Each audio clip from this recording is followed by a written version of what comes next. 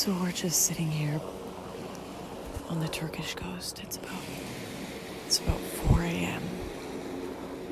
and the traffickers have been notified that we're with the migrants, and they are not happy. There's a group of angry men pointing at us right now that are with the migrants. We've been informed that there's a couple traffickers hidden amongst the group to kind of advise them and talk to the boat, and they want to get rid of us quick. So our security are telling us we got to get out of here. But up the road, the gendarme, the Turkish police have been patrolling back and forth. We've had helicopters been going above, and we're scared that if we head back that way, we might be intercepted by the police instead. So we're dealing with human traffickers or Turkish police. And it seems like it's going to be a long night.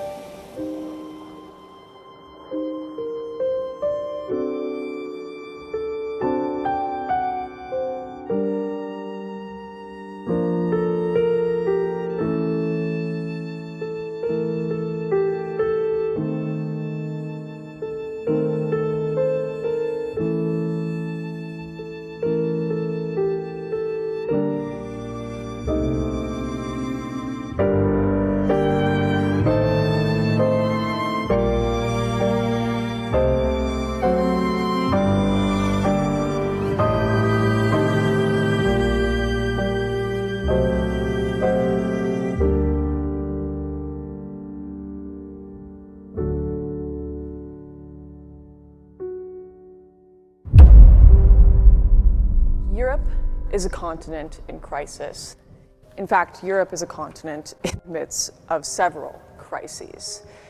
From questions about its conscience, its political ideas, its humanitarian responsibilities to the rest of the world, how or if at all it is going to enforce its borders, and the massive demographic changes that it is facing. These are some of the most dramatic changes Europe has ever faced. But this change has been a long time coming. The Tunisian revolt of 2010 put an end to President Ben Ali's 23 years in power and led to a thorough democratization of the country. The uprising sparked the so-called Arab Spring, which worked its way across North Africa and the Middle East over the next 5 years. Dictators like Gaddafi in Libya or Egypt's Mubarak were violently thrown out of office, and a slew of other uprisings made their way to places like Syria, erupting in bloody civil war. The chaos in places just kilometers away from Europe's borders would soon reach its shores. By 2015, over a quarter of Syria's population had found themselves displaced, with refugees making their way to nearby countries like Lebanon, Turkey, and Jordan. Continuing instability soon made Libya a crossing point for refugees looking to make their way illegally into the European Union. So far, the mainstream conversation has been dominated by talk of refugees drowning in the Mediterranean and questions of what is our humanitarian responsibility to people fleeing war and persecution. But alongside this, there has been a second conversation, one asking questions about the women who were raped en masse in Cologne, or of cultural compatibility and religious compatibility. Just how many people can Europe handle? There are so many opinions on this issue from all different political perspectives, but we really wanted to take a look at this without the lens of politics. Just how many people are coming into Europe? Where are they coming from? Who are they? And what has been Europe's response? How many of these people are economic migrants? And what actually happens to them once they arrive on the shores? Turkey saw more than 60% of all Syrian refugee arrivals to their country, more than 3.5 million people. And at the height of the crisis in 2015, the pathway between Turkey and Greece saw more crossings than any other route into Europe. So we'll need to draw a line back from Europe all the way to Turkey and begin our journey there.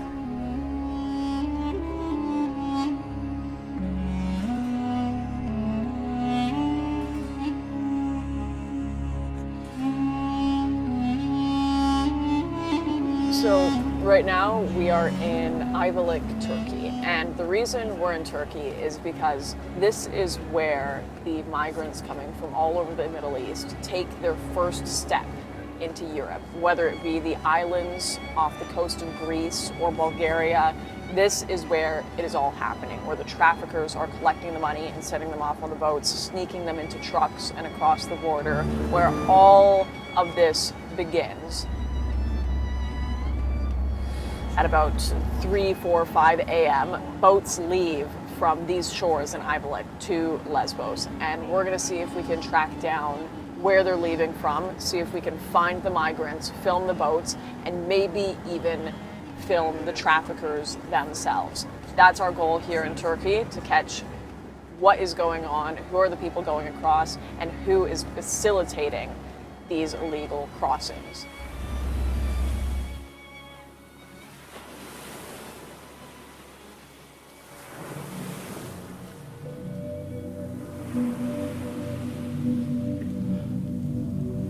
So we've just arrived. We've been doing a little bit of investigating, talking to locals, trying to find out where the traffickers are going, where they're taking off from, which routes the migrants take, and all of our investigation has led us to this spot here. It's a beach right across the water from Lesbos, Greece, and we've been told around up to hundreds of migrants come through this route every week at some points, and we thought maybe if we stay here at the times they come through around 4 or 5 a.m., we'd run across some and we could film them and even talk to them.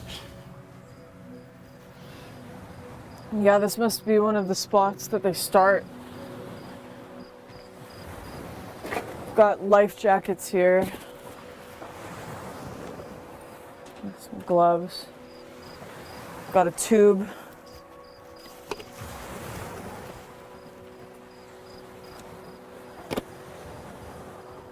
All sorts of equipment on this side of the fence.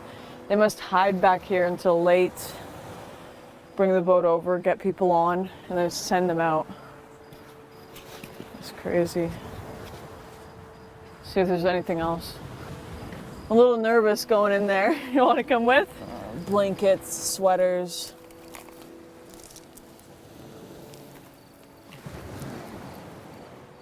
Yeah, here's someone's sweater.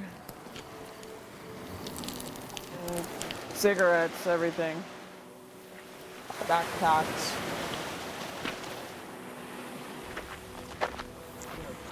We're gonna have to turn off these lights pretty quick here and be super quiet because we don't want to get discovered by the traffickers or the migrants and scare them off, because we want to see what it's like on the ground for these people coming into Europe.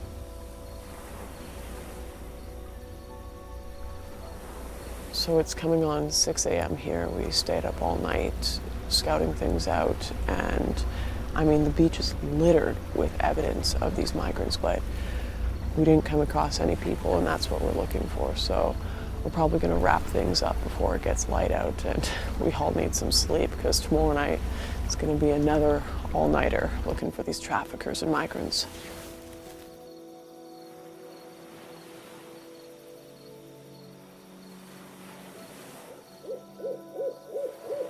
It's 2 a.m. I'm in a small little village in Turkey called Kuru Oba, right across the water from Greece, and I'm here to speak to an olive farmer. Apparently his land has become a direct passage for the influx of people to Europe, and I want to find out more, ask him some questions about what is going on here in this tiny little Turkish coastal town.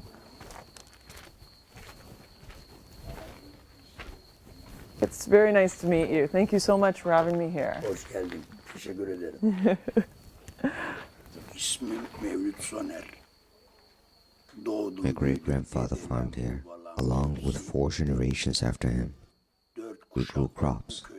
mainly olives. We tend animals, it's farming. It's what we do. The villagers here are busy every day.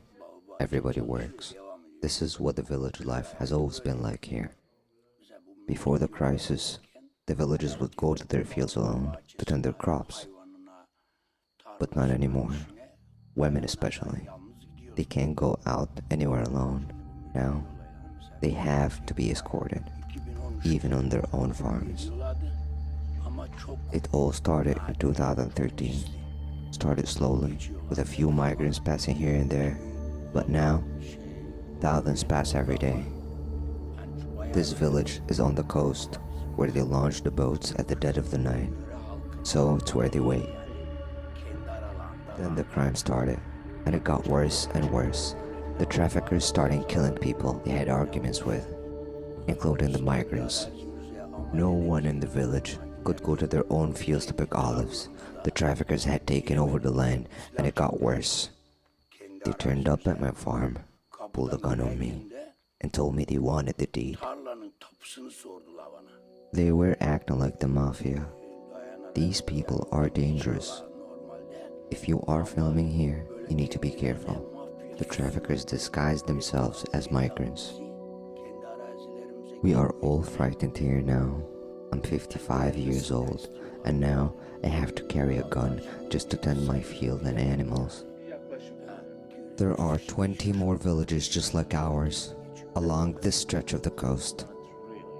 I would say 1 million people have passed through just on this coastline.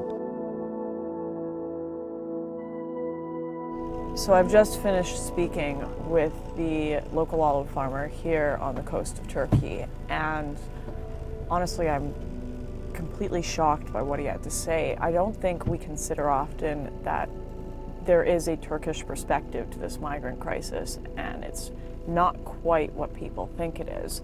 They also feel that their homeland is being affected by this, and not in a good way. And they're also confused by this open border policy going on in Europe and their own country. That's something that I've never heard of.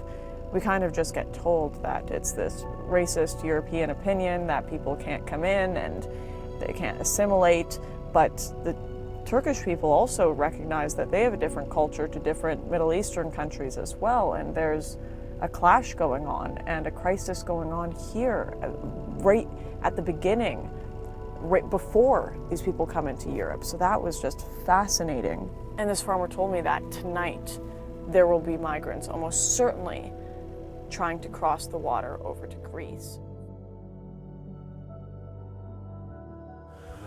So right now we're trying to be really quiet. We are hiding down a little road. It's one of the paths that the migrants and traffickers usually take to get to the water at about 4 or 5 a.m.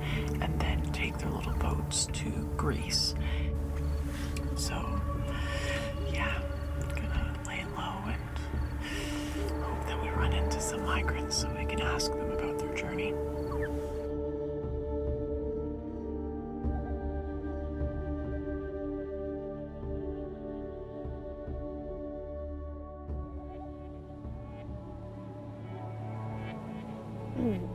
So it's night number 3 of pulling an all-nighter searching for these migrants, and I'm actually a lot more hopeful that we're going to run into some people tonight because we've changed locations and we're in a far more high-traffic area. But after getting that information from locals, we also found out that these aren't just traffickers. Like, these people are armed. Like, they've come up to people's doors with AK-47s. So as much as I'm excited to potentially run into these people, I don't know what's going to happen if we actually find them.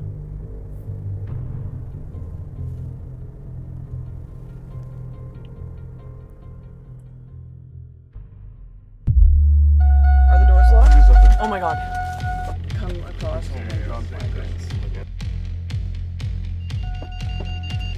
Holy shit. They're refugees? Open the door. Let's follow them down. Open the door.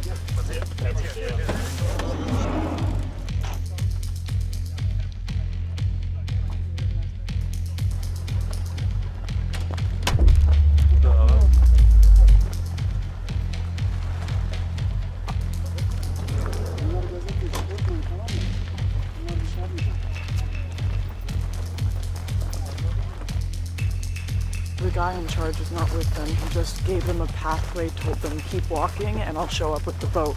And they're unsure if he'll be there or not. How much you pay? $1,000. Oh, 1,000. They pay $1,000 for each person. Each person. And then they'll take you to Lesbos? Yeah, Lesbos. Yeah. And why do you want to go to Lesbos? because in Afghanistan every time war, we cannot go. Don't have economy, don't have family. You Don't want, have anyone in Afghanistan why not stay in Turkey? because we don't have anything Kimli. No ID, nothing here. Not my family in Turkish. I don't have anyone in Turkish. Oh, is your family in Europe? Yeah. What have you heard about Sweden? It's best country. Best country. I like. I want to go. So right now I'm standing on a beach with a bunch of migrants or refugees, and they're all trying to cross to Moria, but there have been gendarmes all across the roads arresting people, stopping them from going over, so we're not even sure if their boat is going to show up. They've come down here to the shores and they have no idea where the boat is. They've all paid thousands of euro to make this journey, and it's uncertain whether there will even be a ship arriving at this point. And in fact, they've mistaken us for their guides. We're just waiting here. We're not sure how long we should save because there's a gendarme boat going back and forth here, and we don't want to get arrested with everyone if that happens because all our footage will be taken away. So we're gonna lay low, be quiet, and see if a boat arrives, but we've got to get out of here soon.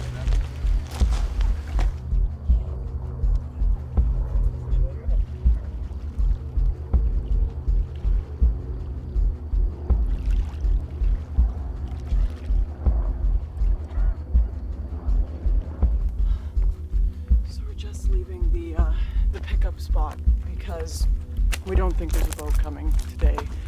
There's a bunch of people waiting down there. They kind of split up. They were all confused as to whether the traffickers were coming or not, and there were a lot of gendarme Turkish police around tonight, and we think the traffickers may have even had a scout out that saw our car and thought our car may have been one of the police, so the boat decided not to show up. It could still be showing up right now. We're uncertain, but we decided to get out of there before the lights came up because we're either stuck between police and a bunch of angry migrants that didn't get a boat. So we're gonna try to get out of here, get safe in the car, drive away, and then assess the situation and see what happened. We do not want to get arrested today, and we don't want migrants angry because their traffickers didn't show up.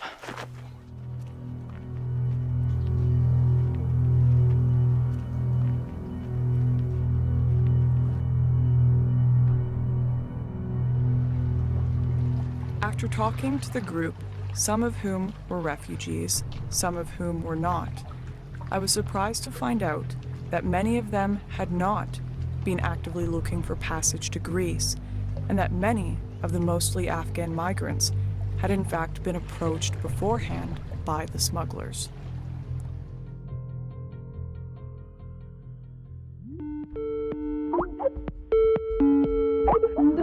Hey, I haven't heard from you in like a week. We were getting a little worried there. Are you guys okay in Morocco? What's going on? We've managed to get ourselves an interview, a frontline interview with one of the guys who actually traffics people, so places them in a boat, puts them on a boat to Spain. It's been pretty hard to get the interview, but he's agreed to do a video interview for us. There's a couple of issues here in Morocco, though.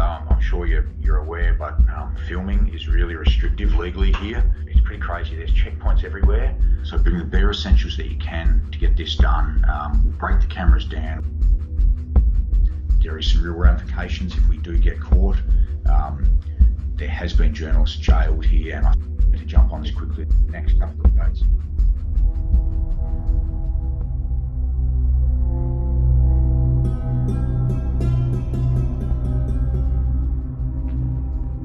Okay, so we're in the mountains of Nador, a little town on the coast of Morocco, right across from Spain, where tons of migrants from sub-Saharan Africa are just sitting here waiting for their chance to get on a little dinghy raft to go over to Spain. And it's been hours. We've been waiting all day, and our guy hasn't shown up. He's nowhere to be found. He's sending us really brief messages, yes, no, back and forth. He's super nervous about talking to us, but I'm just gonna kind of hold out here and see, because if we can talk to him and really figure out what's going on here, that would be huge. So it's getting dark soon. We're probably gonna have to interview him in the dark if he does show up.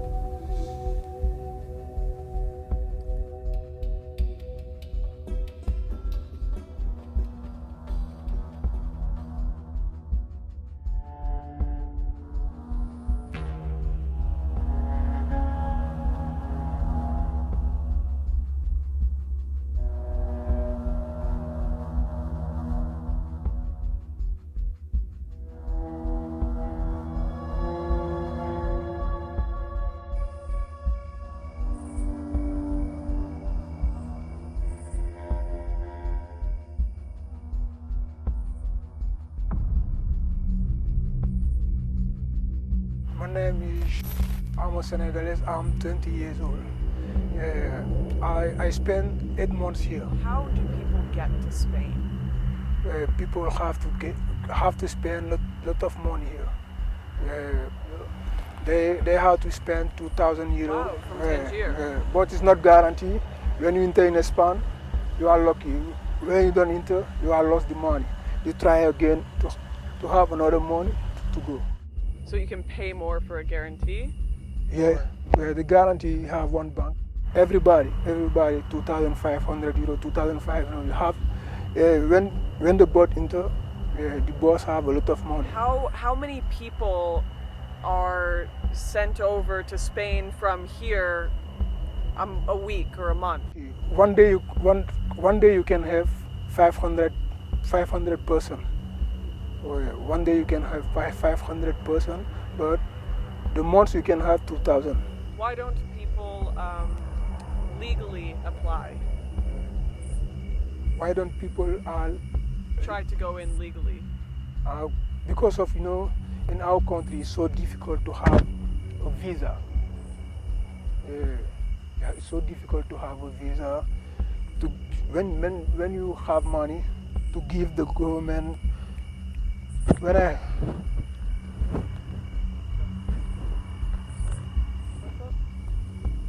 it okay?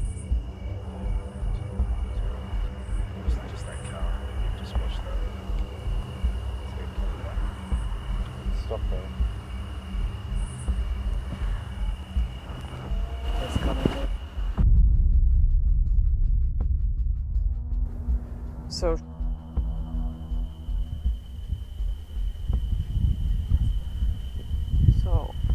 our guy is just run off. We just had a local farmer pull up, and the car coming out into this field with the light on. Thought it was a sting operation, I guess. They're so worried that we're working with the cops. We're trying to set them up. We're trying to get them arrested. And he just sprinted into the woods. And he's got a laugh mic. He's gone. There's a good chance he's not going to come back. He's going to think that this is all a setup. We're going to lose and burn all of our contacts in this area. So he actually came back, which was awesome, and he brought the lav. So it looks like we haven't totally burned our contacts there. It's all business. I mean, we're not talking about refugees here. Refugees can't afford to pay these 2,000, 3,000, 4,000 euros to get over to Spain. People who are dirt poor trying to escape their country. These kids who are living on the street just starving to death in sub-Saharan Africa. They're not the ones getting on these boats. They can't afford that. We're not talking about the poorest of the poor. The people who actually desperately need to come to Europe, they're never going to get to set foot there. They're never going to get to come over. They can't afford these prices. That's what's so freaking sad about it. It doesn't seem like any of this, until you get, I guess, until you get to the last leg of the journey where you've got these NGO boats, none of this is for humanitarian aid. And I mean, you've got tons of Canadians, tons of Americans, tons of Europeans donating millions of dollars for these NGOs to go into the water and save these people because they think they're Syrian refugees. They think they're poor people escaping corrupt governments that are oppressing them. And all it is they're just the last leg in a giant human trafficking operation, making these people in Morocco millions and millions and millions of dollars. And the people they're helping are not who they think they are. It's really sad. It's really, really freaking sad. It's easy to underestimate the scale of the operation in Morocco. But when you add up the figures, it becomes clear that these numbers add up to more than 100,000 euros per boat and millions of euros every week. One route that is particularly interesting are these two Spanish enclaves nestled on the coast of Morocco, Ceuta and Melilla. Every day, thousands of legal workers make their way back and forth across what is becoming known as Europe's most fortified borders. It is increasingly becoming one of the largest crossing points in 2018, with thousands making their way to the enclaves and then into the EU Schengen zone.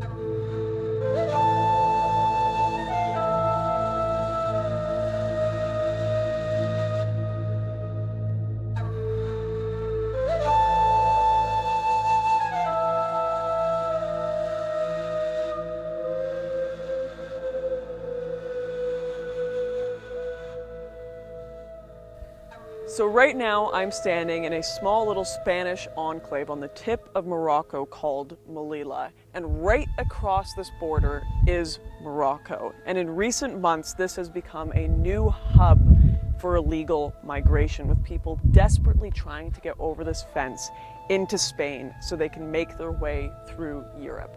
And we're about to head to the other side of this fence to go and investigate just how they do it. Just kilometers away from the fence, we trekked into the mountains to investigate some of the locations migrants were setting up camps in preparation to make the crossing. Yeah, I was here since 2017. Yeah, I decided to leave Gambia to go to foreign, so that I can be having more professional to be professional in football. Amen. Yeah, that's why I live in Gambia. Do you have any guess of how many people in total are here today? Oh, in other places I can say 200 people. You can find 200 people in one camp. In one camp? Yeah. And there's camps scattered everywhere? Yeah. And have you tried to go before? Sure, I have tried. I have tried a lot of times. I have tried, but still now. When we cross, they never come back. Yeah. Any boat that cross to Spain never come back. Yeah. If they see us with their passport, they will deport them. Oh, they destroy them, so rip out the pages. And you were saying you want to go to London, yes? So, that's my favorite country I want. While in the camp, we met the leader of the group, whose job it was to take the money, find food for the migrants, and was the link between those hoping to storm the border and the head of the smuggling syndicate in Morocco. This is a place people wait before they cross the fence, to get to Ceuta, which is European soil. It's where everyone wants to go. Once you land, you never come back. Our men here leave their wives at home and wait here to cross. One day they hope to bring their wives. I'm doing this because I know the system here better than anyone, and I want to help these people cross. It's their right. Their lives here are no good. We are all created equal people. Borders should not be in place like this. There are two ways you can come. One is by boat, and the other is on the fence. Here, we jump the fence. Once every month, we all pick a date. Then we all get together, and any weapons we can, and storm the fence. This takes a long time to plan, and not all of us make it. In fact, most don't make it. I hear a lot of people say once they make it, they regret the trip, and Europe doesn't turn out how they want it to. Our next jump is coming up soon. Trouble has broken out at the border of a Spanish enclave in Morocco, where hundreds of African migrants attempted to storm the coastal city of Ceuta in their efforts to reach Europe. The resulting clashes saw police officers attacked with acid.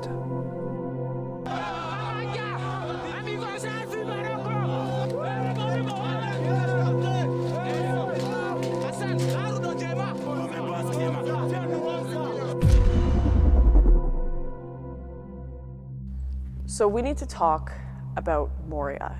It's one of the single issues in this crisis to receive almost more attention than anything. It's this small little refugee camp about a 15-minute drive inland on the Greek island of Lesbos.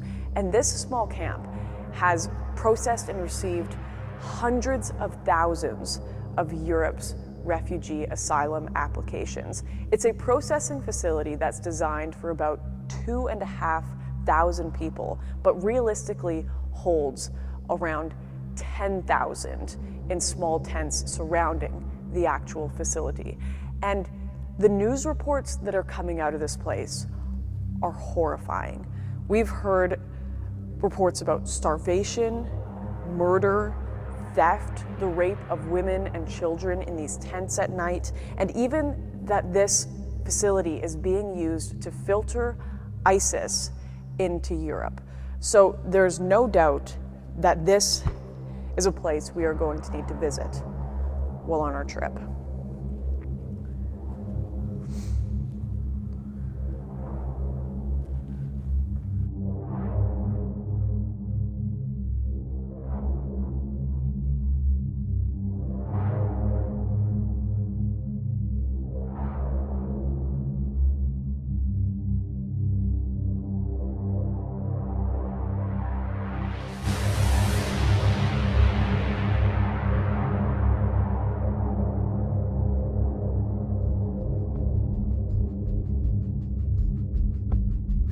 The camp is completely full.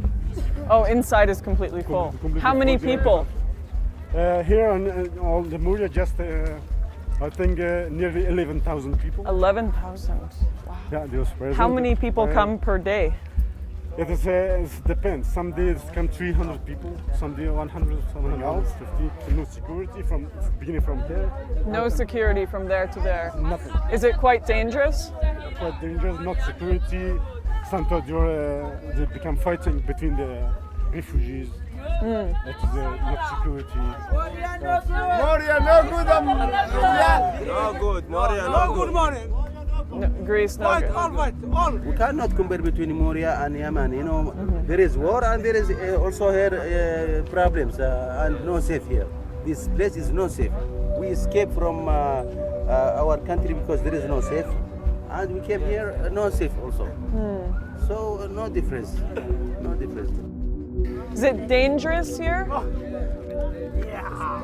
What's dangerous about it? Lots of fighting? Do you regret leaving Afghanistan? Yeah. Yeah? Yeah. You wish you stayed in Iraq? I wish I stayed in Iraq. Do you wish you stayed home? Yeah, why not? Did it cost you a lot to come here? 1,200 euro.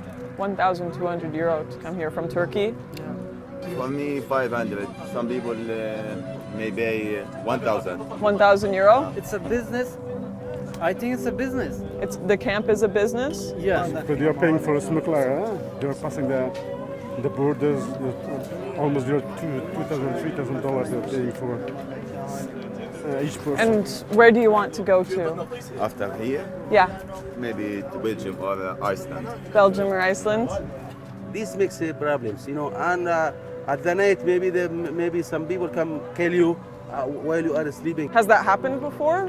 Yes, it happened. You know, many people killed and hit it while they are sleeping. Food line. And are there fights? Yes. Oh my God. Every day. Look, every day this situation. We spoke to a senior doctor working with patients in the camp to understand its problems. I I've been here in Mytilene for 4 months. I'm mainly based at the clinic here, but I have been doing some sessions, going over to Moria and working in the camp there a little bit. Moria camp has 9,000, more than 9,000 now. We're having 100 people arrive each day. There was, on the 16th of September, there were 324 arrivals to the island. So there are small movements off the island, but actually that's only, it's not decongesting. There are so many people in a camp that was originally designed for 3,100. So we need to get people who already, have been identified as being vulnerable. They need to be moved off the island to the mainland, and so they can be looked after, there. Thank you so much. Fantastic. It's a crazy situation. Yeah. It's tough. We spoke to a few people. Oh, I wish I could go home now. I regret coming. It's difficult to say. I mean, at the clinic here we see largely single men. I mean, a lot of the people that we've spoken to are trying to establish and stuff like that, and it's just... Yeah. I think you put 8,000 people into a place and then, you are putting some ethnic groups together, but it's just the context. You put 8,000 people together and they don't know how long they're going to be there, they don't have any hope, you're going to get violence. Of course you're going to get violence. I guess 8,000 people kind of at the end of I'm sorry, but it's just a recipe for disaster. While Doctors Without Borders were working to help many of the migrants suffering in the camp, several residents made some alarming allegations about Greek government doctors working inside Moria. How do they get you to Athens with the bribe? How does it work?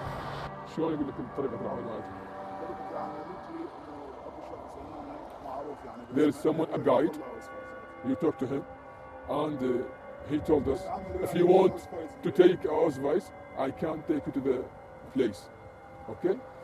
He guided him to the doctor and make a paper for them and wait in 2 weeks, 1 month to get these papers of passing. So after that, he can pass. So the doctors make the paper? Yeah, he take a bribery. Also.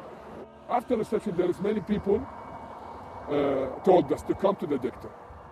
You can sell this advice, you can buy advice, or we can take you to the doctor. He can do something good for you to take official paper to go pass from him. So is the official paper like a medical form? Yeah, medical form. Yeah. So he'll say you have. You have problem. You have cancer. You have something bad. You have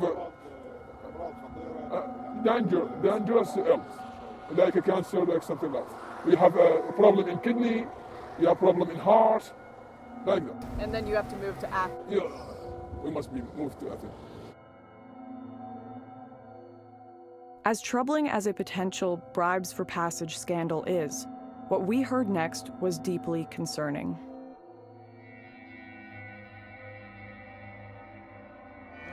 When he got a fight, he got stabbed in his back. 5 times, won't kill me. IS. اشرح له الكنزه يا كاظم. هاي يسموها 111 قلنا 3 شفرات يطبقوها هذا ضربوا انا براسي. Fight camera problem. We must put a camera. Fred, if you want to protect people, put a camera at least. Big problem here, no give me medicine. To distinguish the criminal. I want to speak just you. Distinguish the criminal. How do you know it's ISIS? You can come to me and my tent. How do you know it's ISIS? Maybe 1,000, 2,000. We will come to your tent and you can tell us. You said you know ISIS is operating in this camp.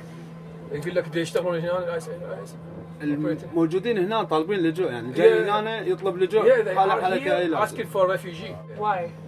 They are here. لأن مهزوم من سوريا. Because they are defeated in their countries.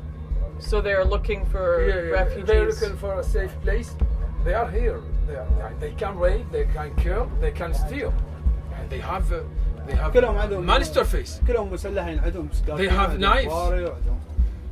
And they are causing violence in the camp. Something bad, weapon. not weapon like a knife, something like a razors. كل مشكلة إنه نحاول نبلغ البوليس. أنا قبل فترة ضربوني سكينة براسي ناس سكين فيها. Before a time البوليس بلغتهم يقول لي قوم. He got hit in his head. Eh? يقول لي قوم اللاك. البوليس. He said, police tell him go malak, go bitch. They do not care about our life. Okay? And they don't care that there are radicals in this camp. Radicals, yeah. We told them to put a camera. We told them many times to put a camera at least to protect ourselves. Okay, we thank them. Okay, but we need a protection at least. Protection. We appreciate what they do. Food, okay, they are providing food, but we need the very important thing is the protection. Protection. And drugs everywhere. Drugs everywhere. This is dangerous. This is a virus. Must be defeated. There are, you say, something like 11,000 people here. How many would you say are ISIS or criminals? Many of them. His life is not safe here. أنا هسه ما أريد من الحكومة اليونانية ولو أدري الحكومة اليونانية هي تساعد على الإرهاب وهي تمول الإرهاب داخل موريا. How do you stay safe? We are got to protect us. You just hope you cross your fingers? Yeah, got to protect us. We do not scare from anyone. If the government put a camera everywhere, they will discover everything. They will find out everything. Just a camera. معنيين يعني يقدرون يساعدونا احنا مو كلمة في الصحافة نحكي والفيديو ما راح يطلع. Many of you came here, didn't send the message completely. حياتي معرضة للخطر من دخلت من شهر الواحد لليوم انه انا حياتي ما فد يوم انه نمت نومة مرتاح.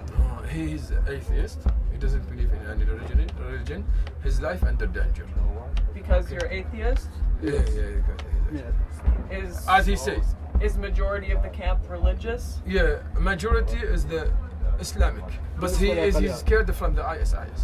He's scared from the radical Islamic. ISIS. لا أخذ شوف الخيمة تفتر عليها من الداخل ومن الخارج كلها مشققة يعني من كثر ما دخلوا هنا. Many people attacked him and using a knife against him. Because he's atheist? يقول لك ليش لأن أنا ملحد. لا, because he is atheist, as he says. And if you are, do other atheists or Christians get attacked in the camp? مو بس الأثيست حتى المسيح. Also Christian? Also Christian وبعد Jew. الأقليات لا minority? الإيزيدية الأكراد. إيزيدية أكراد؟ شبيهم الأكراد هم يعني أكو تقريبا 4 أكراد انقتلوا هنا. موجود أكو فيديو. يقول 4 people from the Kurdish have been killed. The Kurdish people? Kurdish, as he said.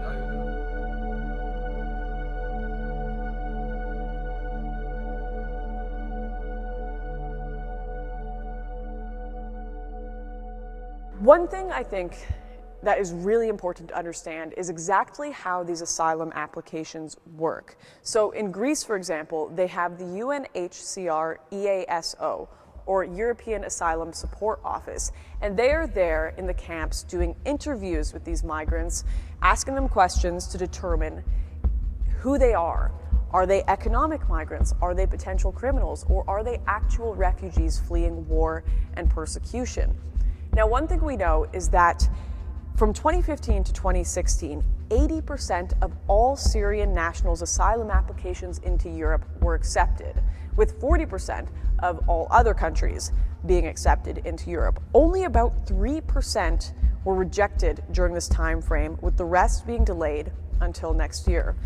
We know that in 2017, Germany accepted the most out of any other country in Europe, that being 261,000 asylum applications, not including those who illegally entered. Now, many of these people came through Lesbos, so we want to know just how many of these people are still coming in, who are they, and in 2018, is this process still working the way it was initially supposed to? Ariel Ricker welcomes an asylum seeker to a legal consultation.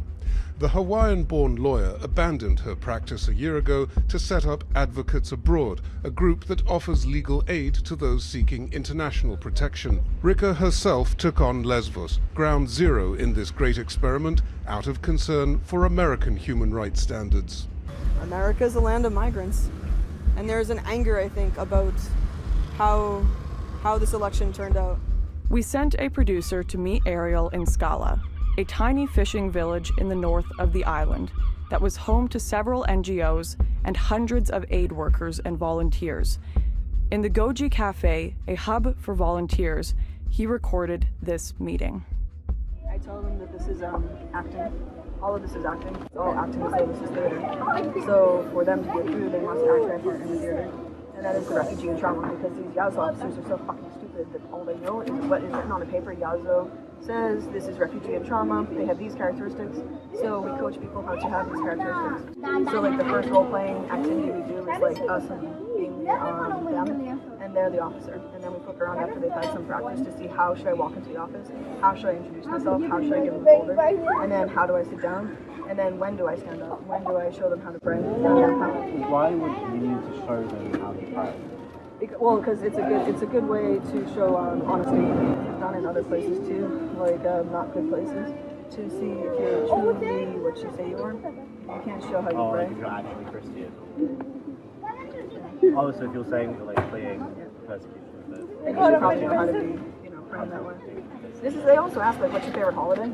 So like some people just say like Christmas, but like we explain, you can't just say this because this is not a sufficient answer. You have to say. And you have to say it in a certain way, just like December 25th, which is Christmas, which is the birthday of our Lord and Savior. There's a formula we came up with, which is ironic because I suck at formulas. But it's like significant events, date, and location. So the way you answer all those questions is the same way. In December 2017 in Izmir, Turkey, I was threatened for being a Christian because my boss and his friends jumped me when I was leaving my church. This is the Bible they tried to tear up. This is the crucifix I was wearing that they tried to tear. And it made me feel unsafe as a Christian in Turkey. But boom, because you have all the elements in there. Like our narrative timeline format has like a fill in the blank section at this point. And then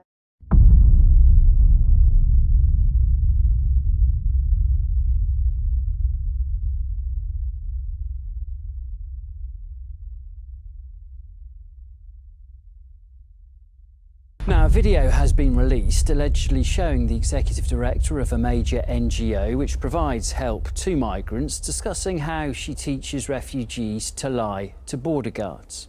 Well, this video that's been doing the rounds online is part of a larger investigation project. The clip allegedly shows Ariel Ricker, who's the executive director of the legal aid NGO Advocates Abroad. In this video clip, she seems to be telling the undercover crew who were filming her against her knowledge that she coaches refugees and migrants on how they should speak to border police. They've also since deleted their online social media presence. Their Twitter account has gone and their Facebook account has gone as well. These recordings highlight the worrying attitudes of NGOs towards the very idea of borders. In the car on the way to another part of the island, Ariel confirmed not just the existence of smugglers inside Europe, but revealed the level of support for their actions among volunteers and aid workers. smugglers, actually, there's various classes of smugglers in my mind. There's angels. They're very rare, but they're two hero angels that I love. They're the jet ski heroes.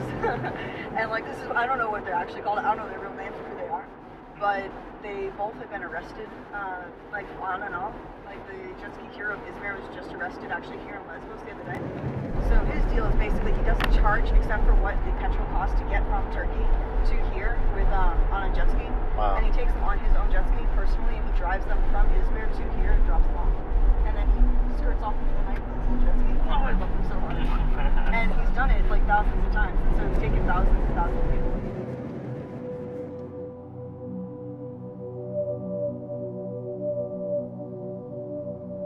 George, you there? Hey, yeah, interesting rumour. Apparently there's going to be a passenger ship docking in Lesbos this morning with the leader of ERCI on it, this Panos Moraitis guy.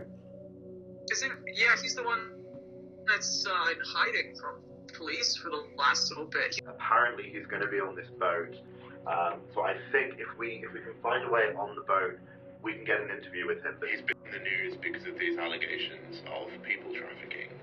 And, you know, from what I'm hearing, he's been making a fuck ton of money when his organisation is supposed to be rescuing refugees in the sea around Lesbos? Yeah, if I'd be shocked. You know, we know there's a big business going on the other side now, but if it extends all the way to Europe, that's exactly what we've been talking about. These European NGOs making big bucks off this crisis. So let's do it.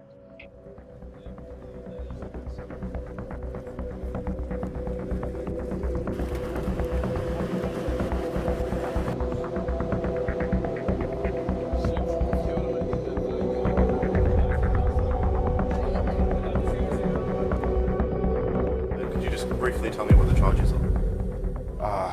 Quite grave, actually.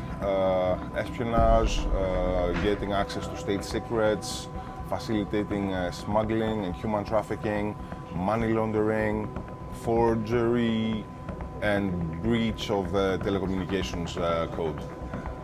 And how many people have you helped in the crisis? At sea, more than 55,000 people. So, a lot of the media is saying you are a human trafficker. I just wanted a very direct response to... We have never facilitated human trafficking. We have never assisted any smuggler. We're quite against it. We're here to save lives and nothing more.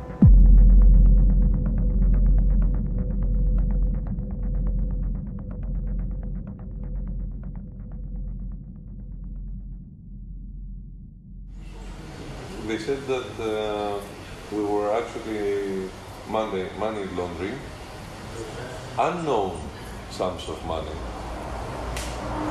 And the press in Greece said like 500 million.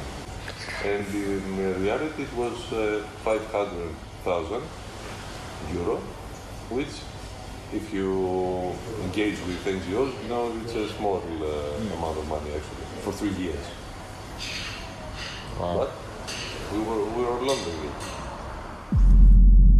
So I've just gone back to watch some of the footage, the interview we did with Panos, the head of ERCI, and I'm listening to the undercover recording we have now. Panos denied all of these allegations to the police and publicly. He said they were partaking in no money laundering at all, and I'm pretty sure I just heard his lawyers say to us on tape they laundered $500,000. I'm just also really alarmed here that his lawyer is telling us that laundering $500,000 is nothing compared to what other NGOs do. I don't even believe what I'm listening to right now. I don't know. Is this a one-off thing? We have a lot more investigating to do on this island, that's for sure.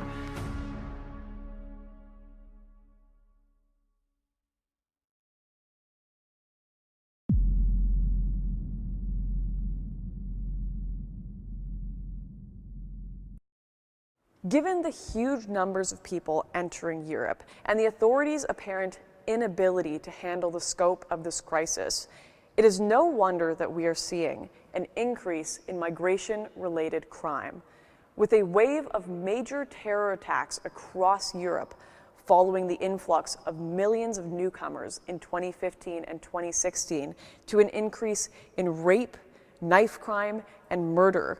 Trust in the European Union's ability to handle this crisis is at an all-time low. At the European Parliament in Brussels, a small but growing number of MEPs are working to highlight not just the cultural cost, but also the economic cost of the crisis at Europe's borders. So what is migration costing Europe right now? Our research is going to show it's somewhere in the region to 150 billion euros to 200 billion euros a year for all the 27 European countries and the European Union funding together. This is not sustainable. Merkel let in 2 million people. That has had a profound effect on the societies, and especially, particularly the Nordic regions as well, in Denmark, Sweden, Norway, that's not actually in the EU but is part of the Schengen area as well. That's had a profound effect. Emmanuel Macron qui veut poursuivre dans ce modèle de l'immigration que nous subissons, une immigration qui vient principalement du Maghreb, d'Afrique subsaharienne. Et évidemment, cette immigration, elle a des conséquences dramatiques, des conséquences économiques et sociales très lourdes. La France, elle compte 6 millions de chômeurs, de personnes qui cherchent un emploi, plus de 9 millions de personnes qui vivent en dessous du seuil de pauvreté. Donc évidemment, ce sont l'une des conséquences de l'immigration. The Migration Advisory Committee said that large-scale migration hasn't brought the huge economic benefits that the left have argued. Actually, in some cases, and particularly now is provable, if you're poor across Europe, you've actually suffered. Your wages have declined. You've become more cramped, more dense in the housing. It's been more difficult to try and get into social services. Those have been accepted facts now. And then there's billions spent on communications, a migrant compact. It's just billions and billions and billions wasted, where actually we could just be centering on the answers, which is our answers, which the voters want, is that we stop the migration coming and the fast tracking of the migrants that are already here, and then to stop more coming. And it is by bilateral negotiation and not by the EU doesn't have the solution, they are the problem. Of course the NGOs are aiding and abetting because the NGOs are ideologically opposed to us as well, and ideologically they're wedded to the fact that there should be a borderless Europe and there should be a borderless world, and so therefore they are aiding them. You're seeing segregation in Swedish cities. You're already beginning to see segregation in German cities. It's well recognised that if you have large-scale migration rather than drip-feed migration that fits into the economic needs that we have, you'll get segregation, separation, and also people starting to look at each other in a very negative way. This is not the future for countries in Europe. In some of Europe's often overlooked outlying countries, militia groups have taken it upon themselves to bolster Europe's professional border security, often patrolling the deep forests at the continent's far-flung borders.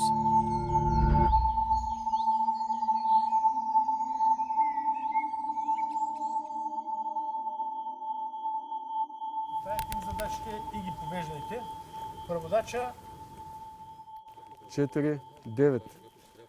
И аз съм там 9 и вие сте 9. Осмици и се разделят по 2 четворки да проверявате директно. Всеки си гледа района.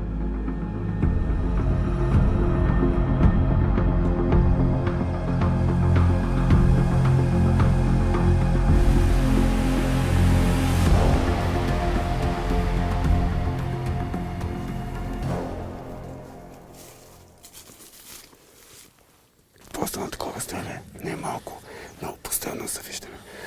Винаги трябва да има визуален контакт. Разбираш, постоянно трябва да завиждаме така вървите. Ако аз тръгна нататък, ще тръгнете, аз ако аз тръгна, вие.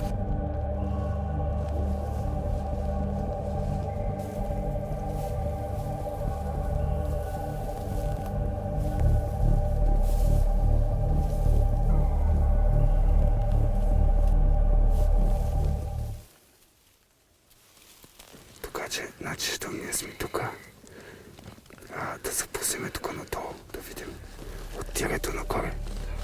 Тук е избил от горите на пътя, а тук е за приморска, тук.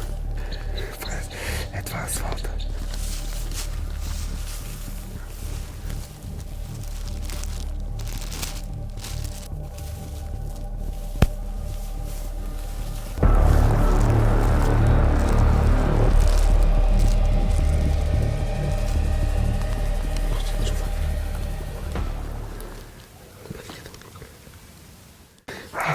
Там е опасно. Виж, много са, да спешат къса. Опасно.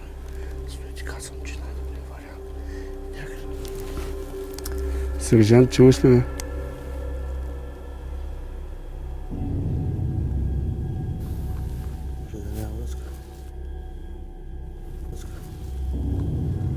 То няма с никой с тях са.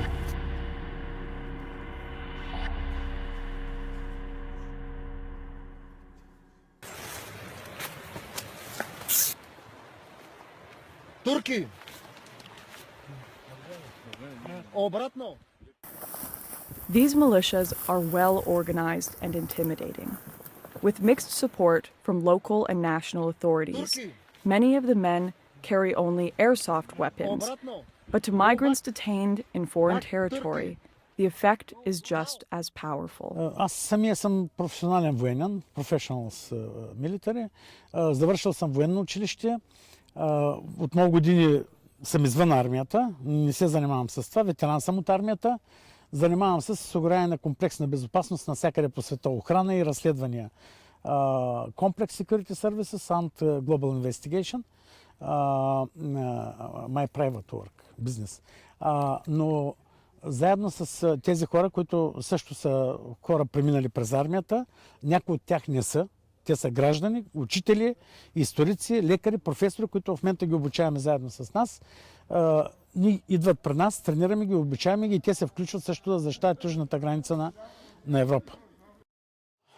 Само за 9 месеца, които са минали, не 11, за 11 месеца, които са минали до днеска, всъщност началото на годината до днес, те са 10 месеца, сме върнали 96 хиляди. 96 хиляди. Като ние не връщаме тези, които отиват на КПП-то и официално искат да подават молба да бъдат приети. Ние връщаме само тези, които преминават нелегално през границата. Защо? Защото това, че те преминават нелегално, не отиват да се регистрират, означава, че това са терористи, криминални престъпници и бойци на ISIS fighters. The height of this movement of people was back in 2015 and 2016. So Europe has had over 2 years to watch the dust begin to settle. Where are these people now? What are they doing? Did they get the lives that they dreamed of, that they were promised? Are they just glad to be safe? What about those who came for work? Did they ever find what they were looking for? I want to know whether all of this chaos and confusion was ever worth it.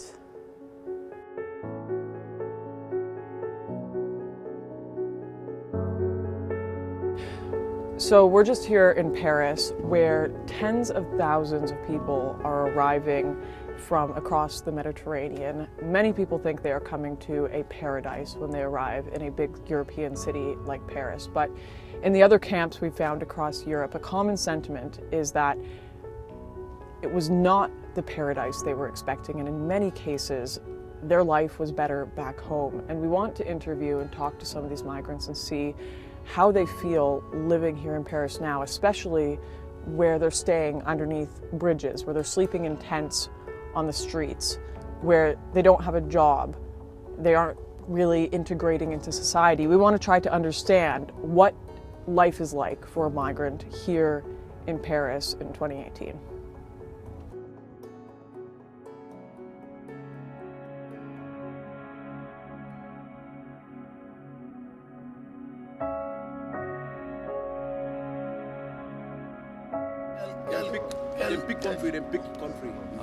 Okay. Là, ça fait 6 mois comme ça que je suis arrivé à l'Italie. Je suis en France ici. Je n'ai pas de travail, je n'ai rien. Et voilà. Malgré on parle de français, mais on est arrivé de la France, jusqu'à présent, on n'a pas trouvé réfugié, on n'a pas trouvé autre. Au Mali, tu vois, non, le Mali me manque. Surtout le parcours que j'ai fait, je viens sur la mer, tu vois. Non. Donc je sais que je prends ma vie à risque de venir à la mer, tu vois. Non. Et à ce temps que j'étais au Mali, je n'ai jamais pensé Europe comme ça, surtout la France, tu vois. Non. Donc j'ai pensé que c'était un grado, quand on vient, on va trouver des maisons, on va trouver du boulot pour travailler, pour envoyer quelque chose à la famille qui n'ont rien, qui ne mangent pas à leur faim. Je pensais que c'était dur, mais je ne pensais pas que c'était plus dur que ça. C'est une erreur, c'est une erreur. C'est une grande erreur, c'est une grande erreur. Tous les Africains qui viennent, surtout avec la mer, là, comme ça, tu prends tes vies à risque, tu vois ce que je dis là-dedans, d'aider encore, et voilà.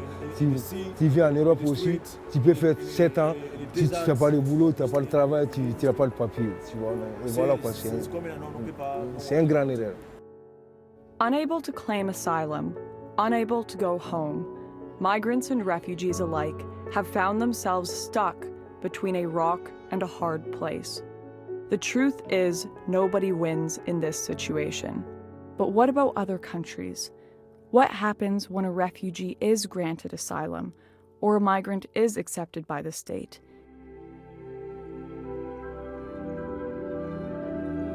Direct provision began in 2000 as a means of providing basic accommodation to asylum seekers while their applications were being processed. It's, I suppose, in the news a lot more because there is a huge increase in the amount of asylum seekers that are coming to Ireland.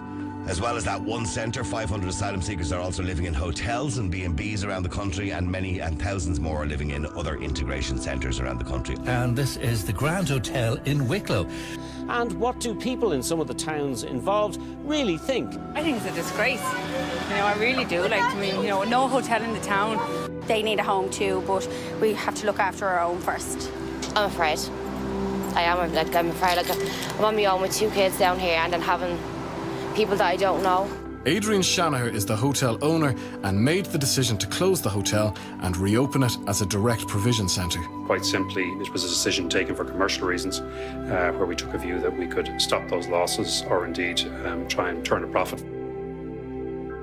In Ireland, small towns have found themselves at the centre of a heated debate about migration and what European nations owe to those seeking a better life.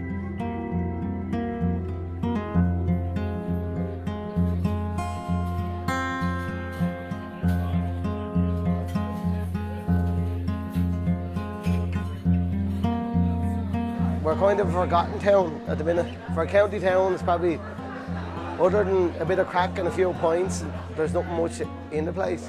It was misrepresented to the people of the town, and that a lot of the migrants who are living in it are not, they're economic migrants rather than genuine people who are oppressed or something of that nature.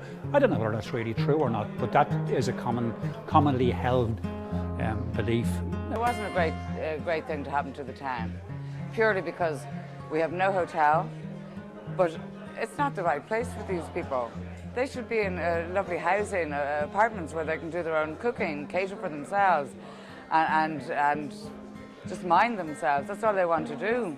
Well, I suppose it's your hometown. You don't really want to, you just want to see people having fun, having crack and a bit of laugh, but like, we don't have choice, and this is up to the councillors and all that. They're our voice, but it just seemed to go unnoticed. And like, for a hotel to go into town, I don't understand it.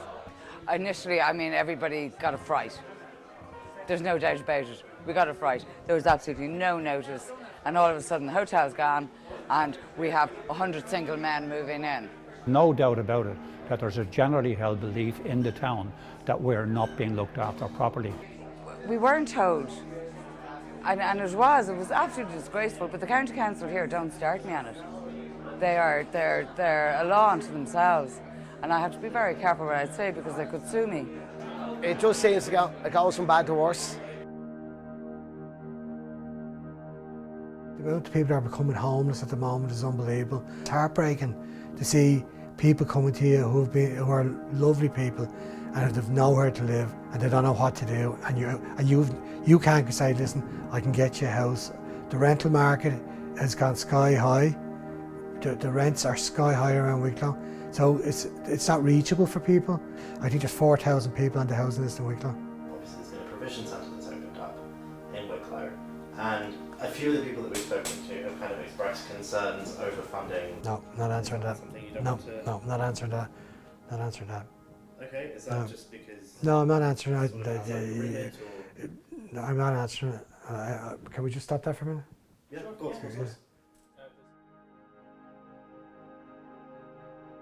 I'm an investigative journalist based in Dublin, and most of my work has been around investigating corruption within the institutions of the state in Ireland. In the past, I would have written quite a lot on the fate of refugees, and I'm talking about genuine refugees, and to the point that I actually won a national campaigning award for my work on the rights of asylum seekers. So I have been very much I suppose on side with the plight, of course, what journalists wouldn't be, of real refugees leaving war zones. Because we now have a serious housing crisis in Ireland, and we've had it effectively since the crash in 2008.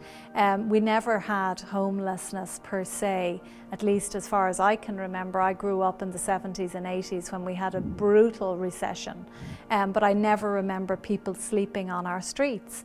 And in the last few years, we've got this now in Ireland, and it's shocking and devastating to see people in a first world, very wealthy country being reduced to living in tents, etc.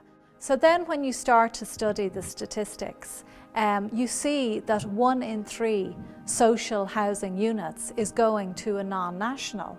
And then you start to look more closely and you see that a lot of our resources in terms of healthcare and education are also being used by people who are coming here at a time when we are not able to look after our own people properly. And to me, when I looked at the figures, I have a background I studied economics in university, and when I looked at the figures, I said, hang on a minute, what are we doing inviting the world and its mother into Ireland when we cannot look after our own people?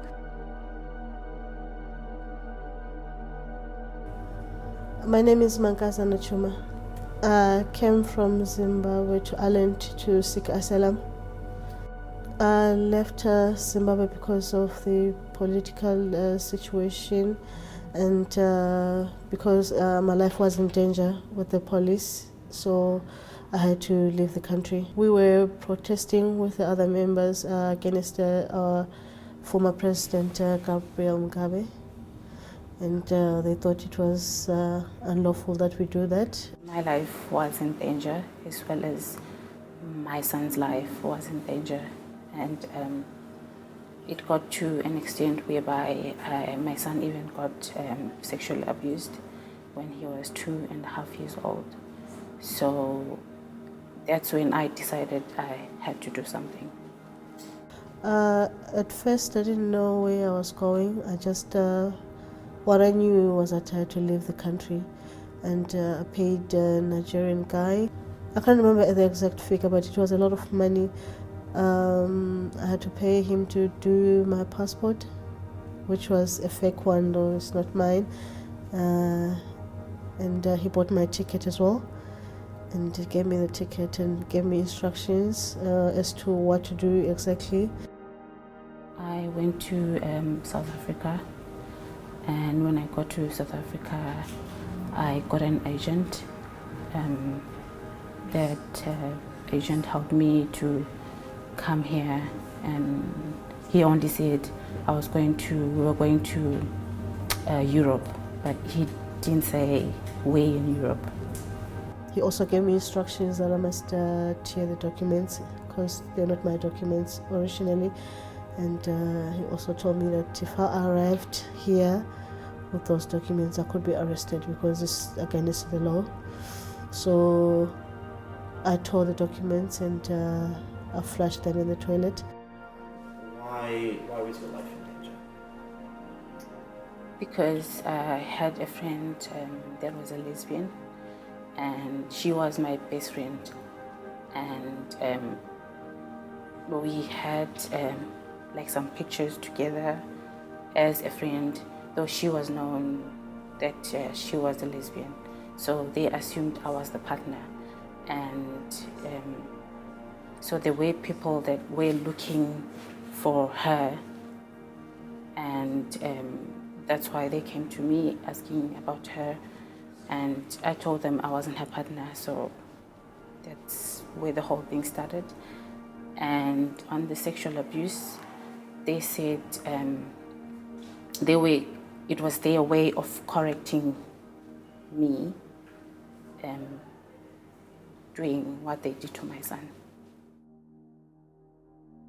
Most of the people have been welcoming here in Wicklow, but there is some people that are still not yet opening their arms for us. But we hope at the end things will be better with them. They would understand us. I'm grateful because My son got all the help that he needed. He got to see doctors, psychologists, and if you could give a message to the people of Wicklow, what would you say? well, I would say they have really nothing to worry about when it comes to us, because we are harmless, and we hope that maybe with time they'll get to accept us. I feel very nervous, yes, because the owners of the land, they're struggling with housing, and what more of a person like me, a foreigner, that's coming into their place, you know. And when I look at it, sometimes I feel like it's not fair that I've got accommodation and some of them, they're living in the streets, you know. You know, not having like more foreigners in your country or asylum seekers like us, I think, and them will be thinking maybe will be getting their jobs in the future, or with the housing thing going on now, the crisis, so it's going to be kind of difficult for them to accept foreigners coming over to their place. There are some difficulties, there are some welcoming hands as well, so because I don't blame them, that's exactly whatever we can do. Even me in my country, if I see someone who is a foreigner, it's not going to be easy for me to accept them. So I don't really blame people who don't accept us, but I respect them for that. You can't have open borders when you can't look after your own people. I've spent a lot of time travelling around Ireland in the last few months, talking to communities very rural communities that feel very threatened. And of course, it's rural Ireland. Rural Ireland is the heart of Ireland, because our cities have become so multicultural that they don't even feel Irish anymore. You go into a shop or a hotel and the chances are you will not be served by an Irish person. So rural Ireland is where you get the real Ireland still. So people are very frightened.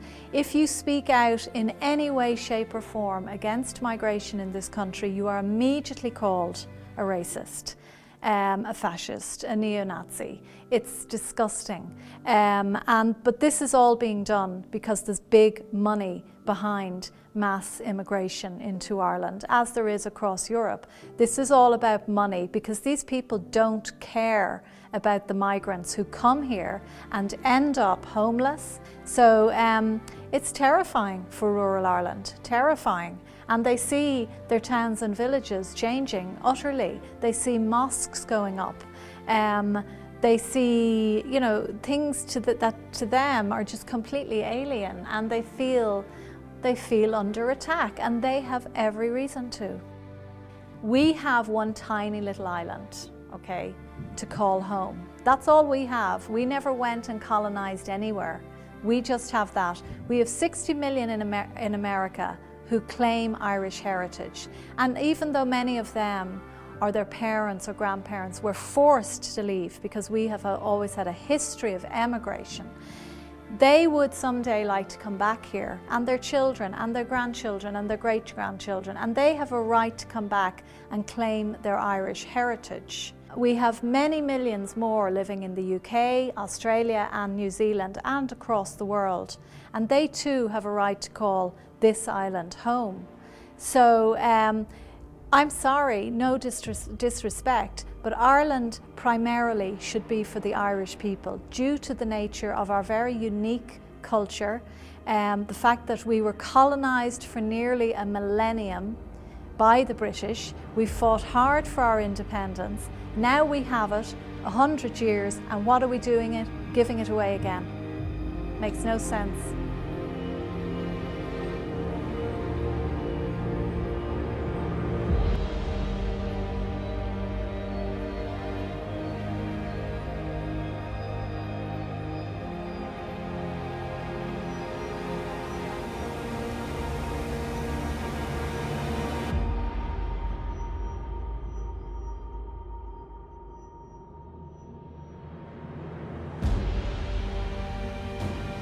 Do you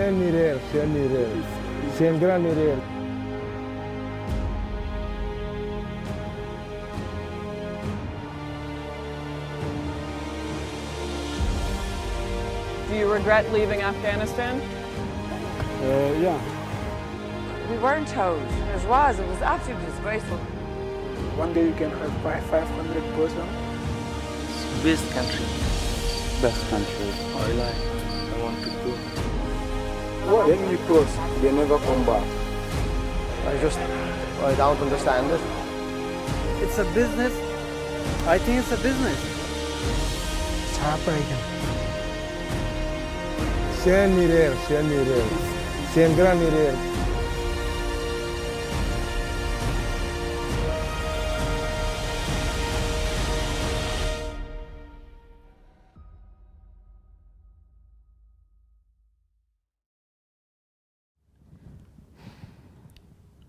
Going into this, I thought I had some understanding of the migration crisis.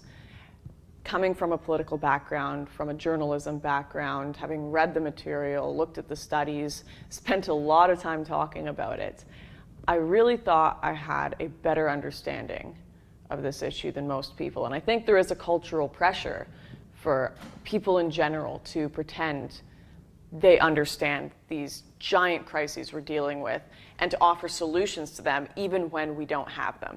And I can tell you right now, being on the ground for 4 months, meeting these people, being in the middle of these shipments, these NGO operations, the camps, all I have discovered is this is all so much more gray than I ever could have imagined. Are these people invaders? Are they intent on destroying the Western world? No. A lot of them are like you and me, just born in very unfortunate countries with unfortunate situations that they have hopes and dreams of leaving. Are they refugees? I can't sit here and lie to you and pretend that they were. A lot of the people I met, I think the majority from countries that weren't in war, people that had enough money to be able to buy a ticket to get on these boats, who had sold houses that they owned in their home country, who had businesses in their home country. But they certainly weren't coming for the sole purpose of just invading the West, pillaging its resources, or because they wanted to escape some sort of terror. And these are the narratives that are sold to us by the media, that they're either escaping terror or coming to pillage Europe. The truth is, they have been sold a lie. Human traffickers, the media, how they portray Europe to these people is it is a paradise. These migrants truly believe they are coming to paradise. You know, you have all these people who are constantly chanting open borders, who want to help, who genuinely in their hearts believe they are doing good, and they show up at train stations holding signs that say refugees welcome. They knit them blankets, they bring them baskets of food, and they just think that bringing these people in is the most humanitarian and beautiful thing that you can do for both Europe and these migrants. But where are they when the cold French winter sets in? Where are they when these people are sleeping under bridges and living on the streets? And eventually, when we figure it all out, you're going to have a very broken and poor Europe and a lot of hungry, homeless, lost and displaced people who were sold a lie. And a lot of very wealthy, evil men. And this is the story that I didn't expect to find going on the ground, but it's what we got. The story of a borderless Europe is one where nobody wins.